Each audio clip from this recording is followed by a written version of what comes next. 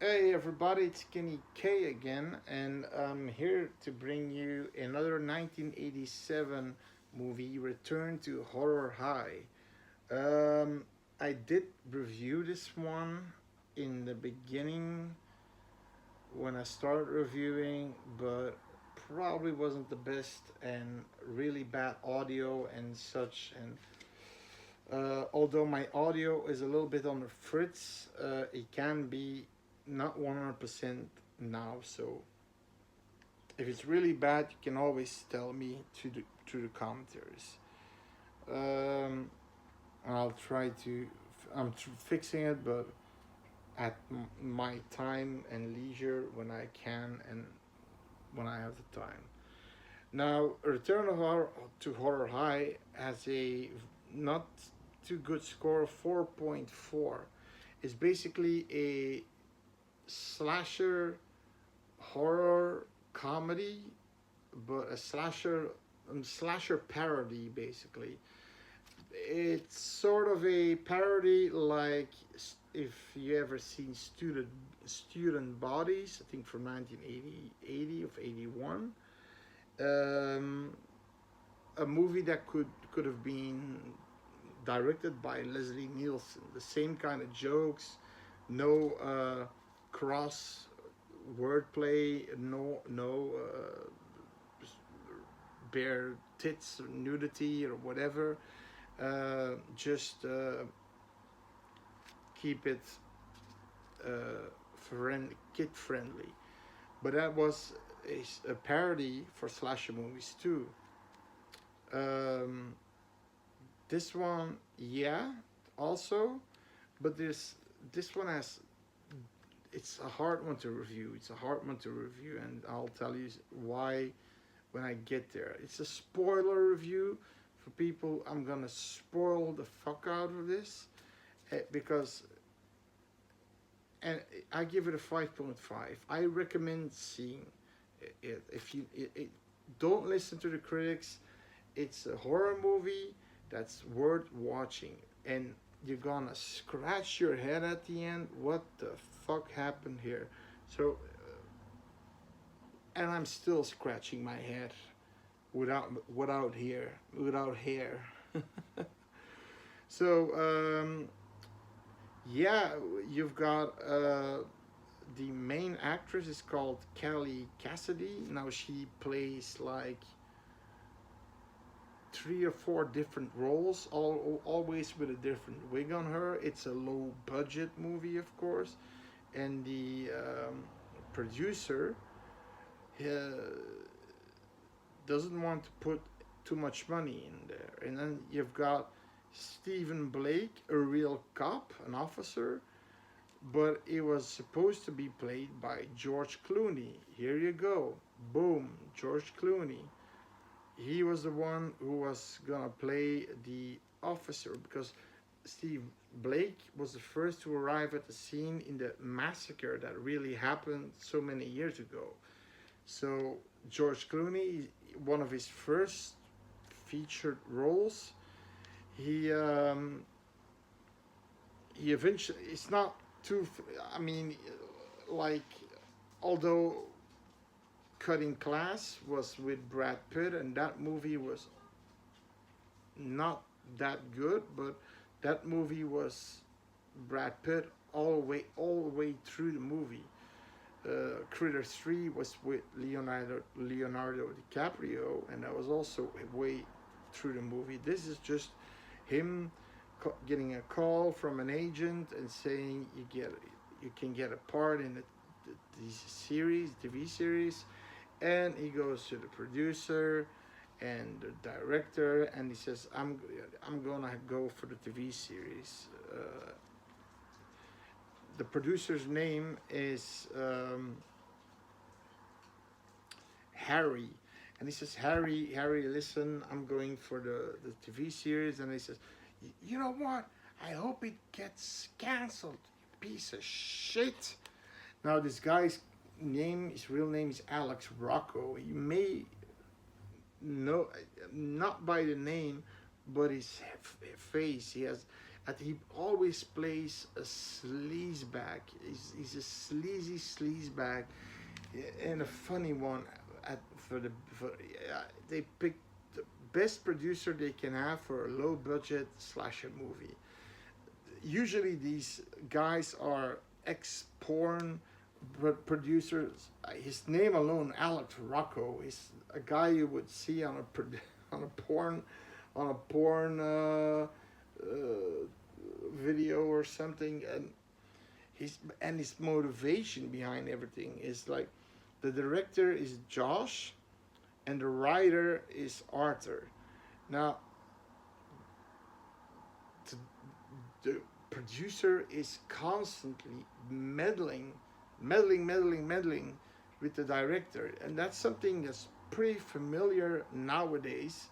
That a lot of films get fucked over because of the interference of producers and studios because they want this and this and this and this and this more, and the creativity of the director is completely fucked up at the end, and what he wrote or the writer what he agreed with the writer, and the problem is that the writer comes with what do you think about this page. They're literally going page by page by page. They don't have a script. They have to. No, Arthur, it's not good. Josh says it. We gotta put this in and this in because that's what Larry wants. And then Larry even goes. He's there. So you've got. They're making a scene, and he's there. So the main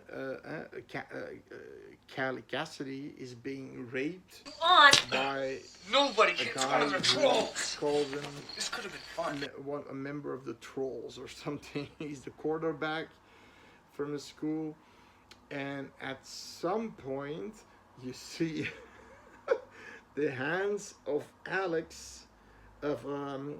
Harry, sorry, going through through. He tries to do it subtly and take off her top, and then he's trying to. She's like, "What the hell?" I mean, you're getting raped. You gotta see tits, right? You gotta see tits. He's like, "This is." Oh, sorry, Miss Congeniality here. Yeah. And then, also great is that when Josh is making a scene, the producer comes there with a bucket of blood and he just drenches her in blood, and she is in the nude. So that's perfect, Josh. A naked chick with blood. People love tits and blood in these movies. That's it. You don't have to think out. You don't have. No, Larry, I want to make a movie that has something different. Not always the same thing. And tits and blood, Josh. Tits and blood. Then he goes to his PA. He says, "Look, can you find some local girls with big jugs and just, ask them to come here for a few dollars, maybe a free diner or something like that." So, oh yes, sir. And he goes and look for some free. Then there's this he's basically the version of Tom Savini. But for some reason, he has a matador hat on. You know, a matador hat that bullfighters use. No, bullfighters. Yeah, in Spain. And he is making this woman have explosive nipple shots, and the director is, "Why are we having her have destructive nipple shots?" Oh, because Larry wanted it this way. No, I don't want exploding nipple shots, and then but he takes off the boobs. They're obviously smaller. That were the girl's real boobs. I mean, she had big jugs. You could see the markings of when she was sunbathing, you know, from her bikini. And you can then she does like this, and he's you know, take your boobs. um, Another scene that is totally hilarious is you they're shooting a scene when somebody finds a body with an axe in his head, and he says at some point he just gets up and says, "Ever is like, huh? What is my motivation here?" He starts to say, "What can I be saved? Josh? What is my motivation?" And Josh is like, pills, pills. Your motivation isn't anything. You're dead. You're dead, simply dead. And then there are multiple of these scenes that are just so funny and so real that I can see happening on a low budget slasher movie with a porn star director, producer. I mean, look at Friday the 13th New Beginning Part 5. You know, Sid Sheinberg. No, this Sheinberg was the director of. I think his name was is the director of Universals. No, I think his name was Steinberg. He said he wanted a lot of tits, and there's this sex scene with the milk jug lady. I call her the milk tits, and she's when they're that scene was to be 5 minutes longer. 5 minutes sex scene. Can you imagine that? And while they're fucking, he's yelling, "Fuck her harder! Just put your fingers in her pussy." So, I mean, Larry's the same way. It's like, okay, no, bring in the tits, bring in the tits.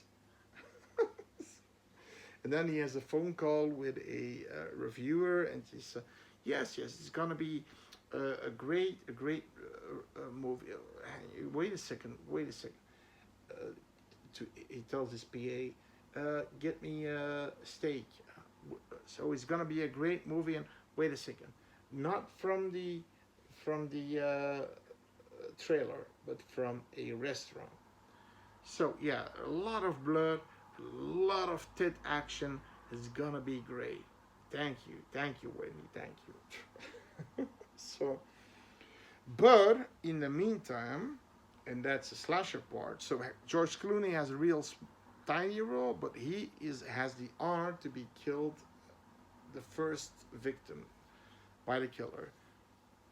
Now, every time when the killer is in the neighborhood, you hear this squeaky sound, and the killer wears these giant yellow cleaning gloves, and has this black hood over him, and has this almost, it looked the Scream, the ghost face mask from Scream, but more one of that you would see in Scary Movie, when you know the when Ghostface is high, he's saying, "What's that?" And then, nice fuck. It's like this kind of face. It's a weird mask, but it's a different mask. Um, and George Clooney goes in, and eventually gets pulled in the door, and he gets killed, and you see his bloody face against the window of the door, and then he gets the last coup de grace, and you hear it, and he's dead.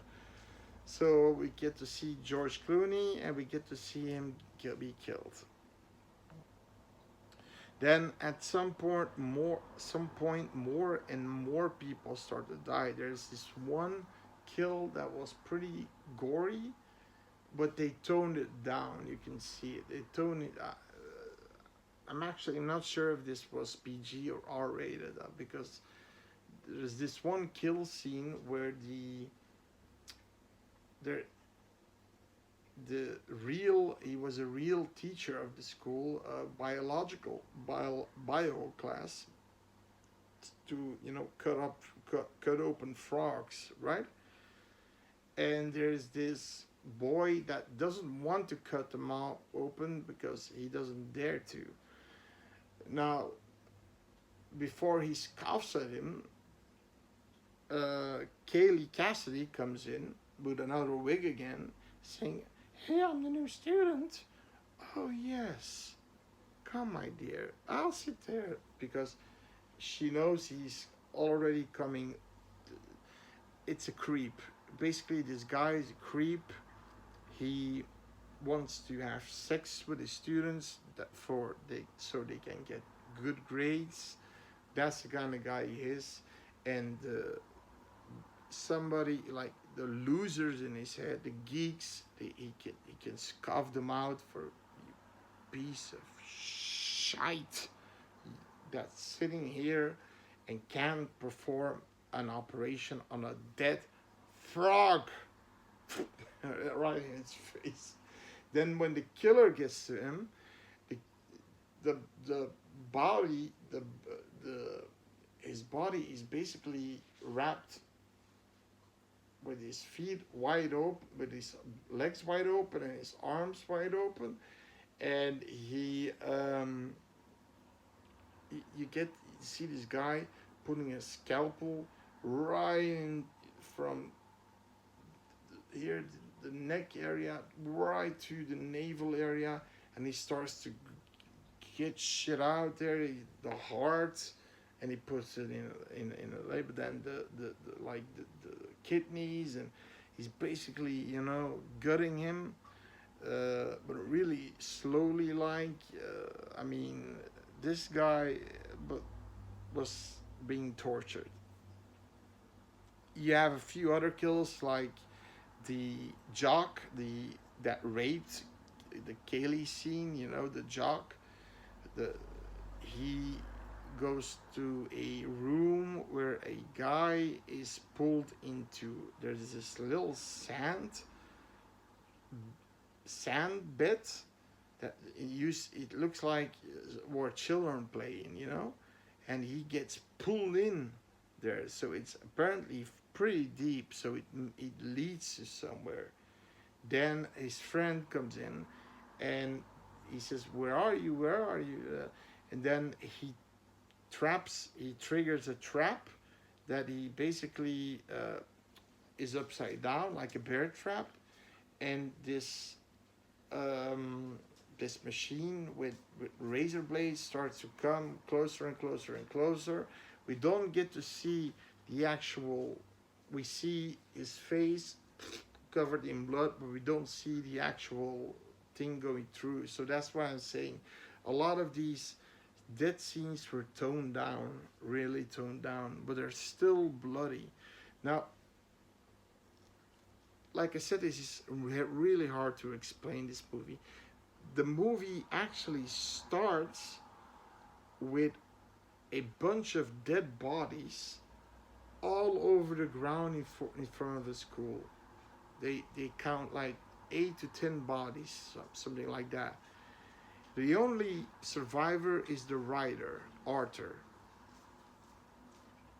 Now, it's weird. So you have the the mayor, and then an officer called Tyler, a beautiful blonde girl, who is, I mean, she's handling the bodies, and she's like really tactile. She doesn't have tact. She takes an arm. Look at this. Look at this. That's what we found. And is this from this man? No. We can't put the parts together. They're all scattered all over the place. So it's hard to put them together. We're trying to do this. Look at this. Look at this. And then she comes back at some point with her top getting more open, looser, and she's standing there and then putting her tits out like this, and she's doing like this, and the mirror is looking like, okay, okay, good work, Tyler, good work. Okay, and then later she comes back with an arm in her hand, and then with a sandwich that she's eating, a sandwich that was on the hands of one of the bodies. She's eating it, full. She's covered in blood, and she's the only one covered in blood. There's something wrong with with that female cop. And she gets more nude and more nude. I think if we had more scenes, she'd probably be in her naked tits, just jumping the mire because she had the hots for him. He was the chief, of course. But meanwhile, this is happening. And you would think, okay, this is happening. This was happening post-production. So, no, this was happening. So, what happens is the movie gets this extremely shift where Stephen Blake is now, he was actually more of an advisor because he was there with the real massacre so many years back. But of course, George Clooney, who was played the cop, left the set probably in a few pieces, but okay. Stephen Blake takes the job, okay, and he went to school there, and he knows like Amos. Amos is this black guy concierge, the concierge, and he, he's cleaning the concierge, yeah, and he's there to say that, yeah, you know what? I got little Stevie. I got me a role in this movie. Larry said I got a 4 feet long schlong, and he wants it for one of these titty scenes. So, you go, Amos, you go. He says, and then doing this, I guess, okay. He's pretty funny. But you can maybe tell, maybe he's a killer because he has these white gloves and he has a cart that screeches. Maybe.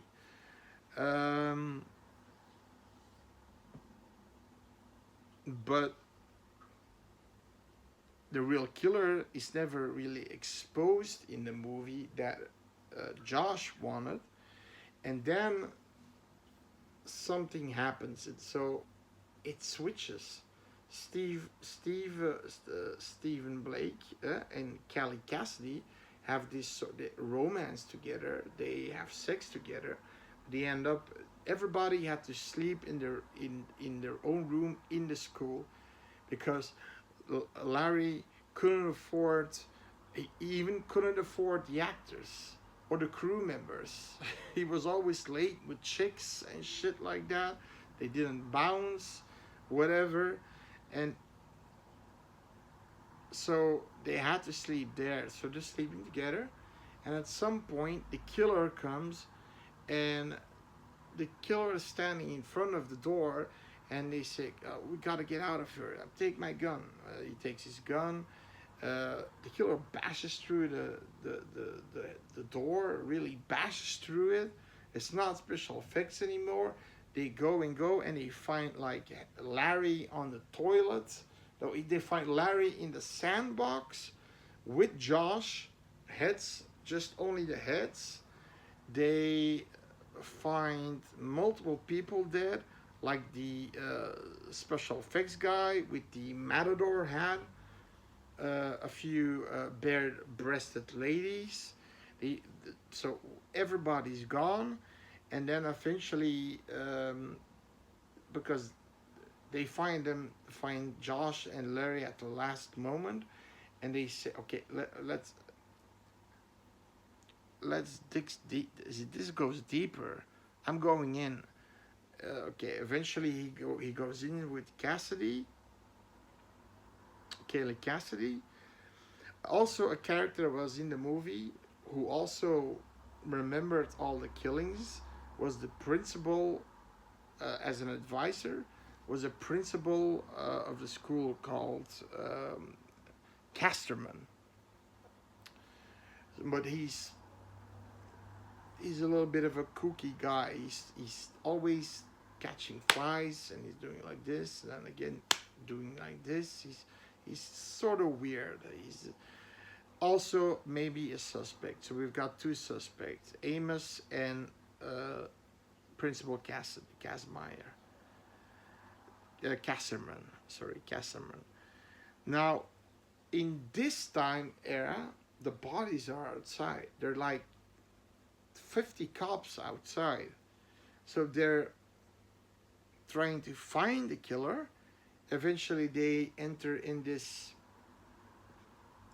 hidden altar with all bodies ranked, you know, and one body in a wedding dress. And Stephen Blake immediately recognizes her because there was something that I think she had a necklace on. He says, "Oh, it's Sharon.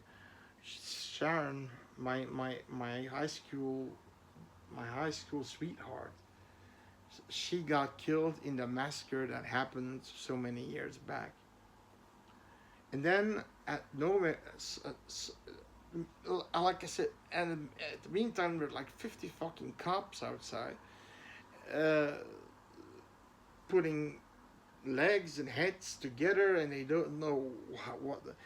And at some moment, Amos comes into the altar, and he takes Amos. Why the hell are you? What are you doing here? And Amos is saying, Listen, I gotta warn you. You want to get slapped? And then Amos becomes crazy, and he starts to fight with Steve, and the gun flies away, and and he hits him in the nuts, and he's, "Oh, my schlong!" And then eventually he he fights, but it's so. Then the Steven catches him in the hair, and he pulls off a black mask, and it's Principal Casmeyer. So Amos was my first guess, and then the second guess was Casterman. Sorry, Casterman, Principal Casterman. So I was right. The two guys that I suspected were these two dudes, but apparently Amos never existed, which is weird because, first of all, that mask, I mean, that there was a black guy playing that, it was obvious, and Casterman had black hands. So they didn't fuck that up that he had white hands, but Amos, they knew Amos when Stephen was still a boy and went to school there, so he knew Amos from the. He called him Little Stevie, so he knew him. He was a real janitor there. Concierge, I'm saying concierge, janitor. He's a real janitor there. So what? And then why did the principal? Why did he go apeshit? Well, apparently, like I said, his girl was also killed, and he kind of blames it on Stephen Blake because in his eyes, he should have rescued her, but then of course it didn't happen and didn't work. And then Stephen gets his ass kicked, Normally, I would think a principal that's mid-age, I mean in his 50s, wouldn't get so. I mean, he kicks his ass. He kicks Stephen Blake's ass. He's a cop. He's trained to fight, right? He has some self-defense training, I guess. But then at some point, he says, "You know what? I'm leaving. I'm going home." The the two teams of the super from American football players are playing together. I want to see that. And then he's standing there with a rake, and he's saying, "If you leave, I will kill her. I don't matter anymore." And then Cassidy is saying, "You fucking bastard," and he says, "You're serious?" Blake says, "Yeah." And then Casterman is, you're just trying to fool me. You're serious, right? Yeah. Then he takes this pole and basically shoves it, this javelin, and he just shoves it into Casterman's body and flies back to the wall. Weird acting all around. And then they decide outside to break into the school with full gear M16s. They go in. They go to the chapel. They find the chapel room.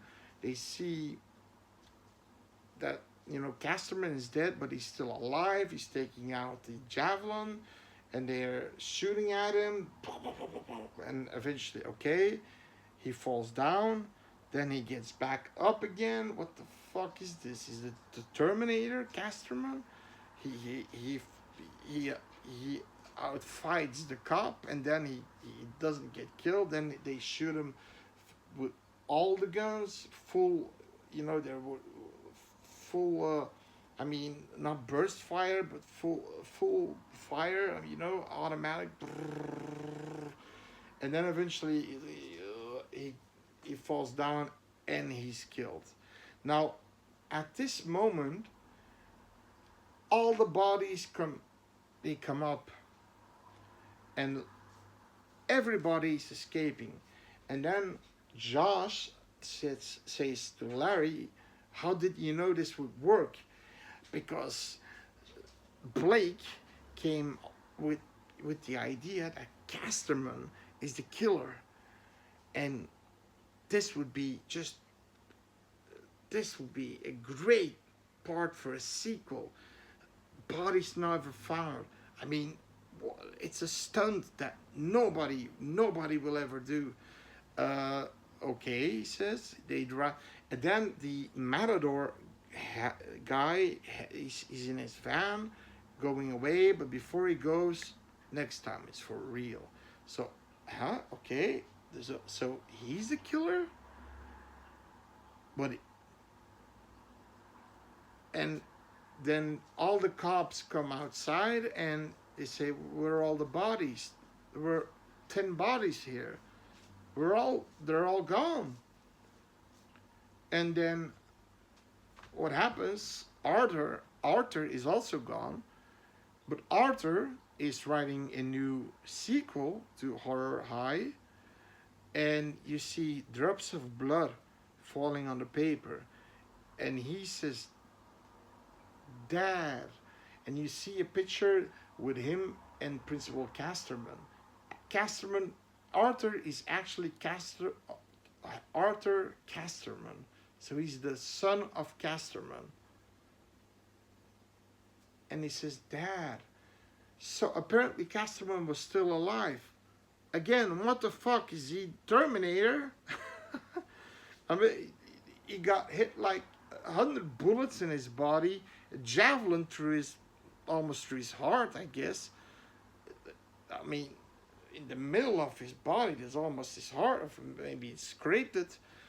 He's what? What? And apparently Arthur is also fucked up because he says, I'm gonna make it happen for you, Dad.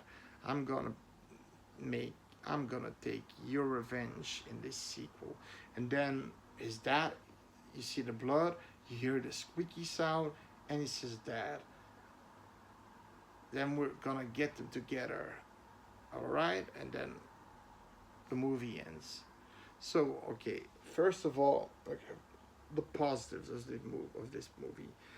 The first part is really, really good. The parody side of it, and then the people that getting snapped out of the picture to be killed by the real killer. It's fun. It's sort of a little bit gory. There's a little gore involved, blood involved, and the kills are practically done, and it's good. It's fun, and all the time Larry thinks that everybody is leaving the set, and he doesn't have people anymore. Like his PA gets killed, and again he's, where's my PA, and that and the interaction between Josh and Arthur, who constantly has to write new script. They're like I said, they don't have a full script yet. It's page by page by page. Because Larry and Josh constantly want it changed. So Arthur is like, and yeah, and then Larry is constantly asking for tits and more blood, and he says, tits, tits, tits, and more blood, and the other all the time, and Josh is like, no, stop with the tits and more blood. This is a sophisticated slasher movie. Sophisticated? There ain't no sophisticated slasher movies. Slasher movies are all about the tits and the gore. And in some way, he's kind of right. But I get the director that he doesn't want to make yet another copy of Halloween or the Friday the 13th sequels, right? So that's a good part of the movie. It's funny. You get some gore kills in throughout the movie, and then it gets a complete shift into a slasher movie, basically a real slasher movie, that they find that Casterman is the killer, but you have that what you think happened after all this, because the Blake and Cassidy are all on it. They're all in it, in this entire stunt they're having, fooling the cops. Basically, the cops are so dumb that they don't know that these arms are prosthetic arms and heads are prosthetic heads, and that they thought, okay, oh yeah, no, they were fake dummies. I mean, the bodies were real, but the severed limbs were fake, and they probably did something like this, so the hand was so fake. But apparently the guy, the Tom Savini guy, the special effects guy, made all these special effects on the bodies so they looked real, and the police officer, I mean, he's gonna probably lose his job because he's in on it. So if he returns, they're gonna say, "What the fuck? We thought you were dead." It's weird that they just went from that to that, and they should have stayed with that parody horror, and then get some kills, and then at some point, let's say Larry and Josh, and they're still alive, and then Casterman is the killer, but played a little bit more, with a little. They played more parody in that because Amos is the killer. I mean, Amos. Oh, it's a brain. So apparently, the killer created Amos. He made a perfectly looking mask. Again, it's Happy Birthday to me all over again, where you have a mask that looks exactly like the girl, the main girl, and the only one, I mean, even in Mission Impossible, they couldn't fake the mask so good. It's impossible to make a mask look so real. And he had another voice like, "I got a I got a 4 feet long schlong. That ain't good. Ain't that good? Ain't that a big prize? And I'm gonna see some big tits after this. Harry told me so."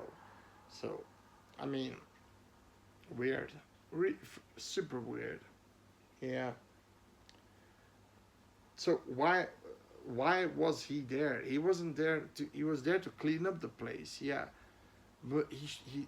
I mean, he could have easily came when the filming was done and then clean up the shit. So it's weird that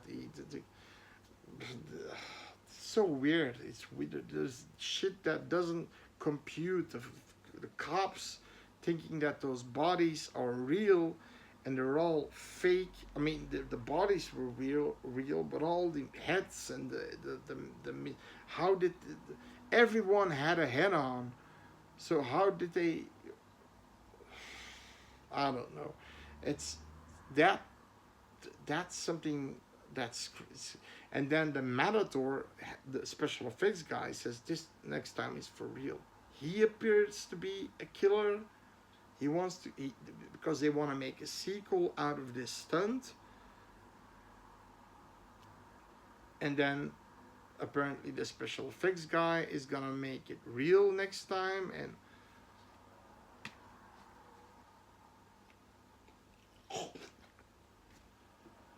it's weird. The movie is hard to explain.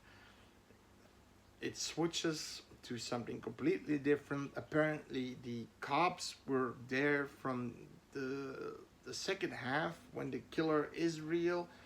I mean, the killer is real all throughout the movie, but when the killer is attacking, that only Laurie Cassidy and Stephen Blake are the only survivors, and Arthur is outside with the cops, telling, basically, it's like he keeps them outside until he couldn't anymore, and they go in, and then they kill. I mean, they neutralized Casterman with the javelin. You would think he's dead, but okay, because he was puking blood and all. But then he gets 1,000 bullets in his body, and he's still, killing people. It's a weird movie, and that's a shame because the end, it's weird. There's just too much. They throw at your face too much on this, the cops not knowing that these bodies were fake, and then that everybody was in it, and then the dad, apparently Principal Casterman, is alive after a javelin, after 100 bullets. It was a little bit too much. The first 45 minutes of this movie, it's an hour and 30 minutes, right, is gold. It's great. But then they go into that second half that doesn't make any sense. Oh, but okay. In any case, it's 4.4. No, even if I would be, I'm gonna. I like that first part. For that first part, you should watch it. You can see George Clooney in one of his early movies, and for that first part, you really should watch it. It's great. It's really great. The second part is gonna take you out of it a bit, and then the last part is gonna be head scratching your face, all over your fucking face, thinking that what the hell is happening here. And that's a bummer, but that kind of fucked over the movie. But apparently this movie has a big cult following, and They're still trying to figure it out. Why the police didn't see it. Casterman and the Amos mask and yeah, it. Watch the movie. It's a recommendation, and I really want to know what your thoughts are. Put it in the commentary. Subscribe for better movies and for more fun. See you next time. Bye.